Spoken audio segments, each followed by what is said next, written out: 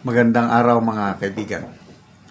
Bigyan natin ng reaksyon, opinion itong post ng Batas PH title, Nabudol ng Pangako ni Marcos.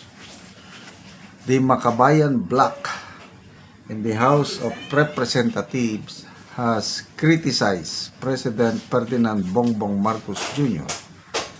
for failing to fulfill his promise to jail so-called big fish or high-ranking government officials allegedly involved in anomalies surrounding government-funded flood control projects.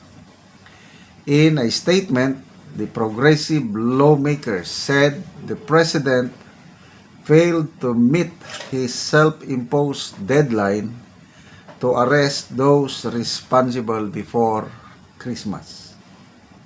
Ito ang statement nila. The President's Christmas deadline was nothing more than empty rhetoric designed to pacify public outrage over massive corruption in his administration. The people demand genuine accountability, not seasonal press releases and hollow promises. His anti-corruption rhetoric is merely performance designed to distract from his administration's failures. Wow! Salamat sa Makabayan Bloc. Most of the time, hindi tayo maligaya sa mga sinasabi ng Makabayan Bloc, but this time ako, agree ako sa kanila. Pinakamalaking budol, pinakamalaking Christmas scam. Dito pala, may dagdag na statement dito. Ang pinakamalaking Christmas scam sa ngayon ay ang pangako ni Marcos na lalabanan niya ang korupsyon.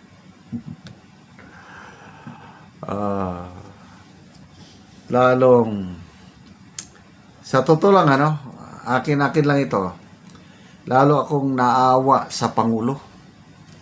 Kasi halos hindi niya na alam ang uunahin niyang atupagin sa dami ng problema na itong kanyang administrasyon. Budget. Ngayon, wala daw siyang Christmas break Wala daw siyang wala siyang holiday break dahil i-review niya yung 2026 budget. Tapos ito, sinabayan pa ng mahilig kasi silang mag-promise. Siya mismo ang nagsabi, nag-deadline bago magpasko may makukulong. Sinigurado niya yan pati si Ombudsman Rimulya, pati si Secretary Vince Dizon, pati si lahat na sila, Secretary John Vic Rimulya, nagbanggit niya na magpapasko sila sa kulungan. Wala namang nangyari. Isa lang ang nakulong, si Sara Diskaya lang. Di mo talaga, ang daming bumabatikos So, salamat dito sa Makabayan Bloc.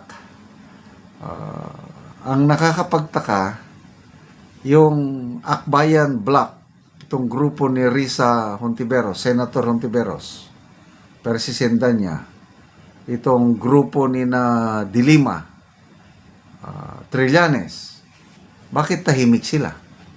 Itong grupo ni na Father Flavio Villanueva, yung nagkaso, itong grupo ni na Cielo Magno, wala, tahimik sila. Maingay lang sila pagdating kay BP Sara. Kailang pag dito na sa mga na-involve sa bilyones o trillions pa kaya, wala, tahimik. Kaya mabuti pa itong Makabayan Bloc at nagsasalita. Ganyan ba? Wala nang color-color sa politika, wala nang pula, green, yellow, or pink dito. Dahil ang kalaban is kakamping. Wala lang. Tahimik lang sila. Yung mga maingay, sino pang mga itong sinasindan niya nga, walang kaya ang isang pansin nito is si Congressman Eli San Fernando, yung party list representative ng Kamanggagawa. Halos parehas sila ng Makabayan Black na puros lang press release. Nasa, si Congressman Kiko Barsaga pala. Binatikos din niya ang Pangulong Marcos na napakyas. Napakyas, ano bang Tagalog ng napakyas? Bisaya pala yung pakyas. Failure na naman. Palpak na naman ang promise nila na So, sige na lang. Wala na tayong magagawa kundi pagtiisan natin ang Pangulo. Nakakatawa, no? Yung News 5 ata ito. News 5 nag-post na napagkamalan nila na instead na yung post nila, nilagay nila na si President Bongbong Marcos ay hindi makakapiling ang pamilya ngayong Pasko dahil pinagbawal ng ICC ang pagbisita.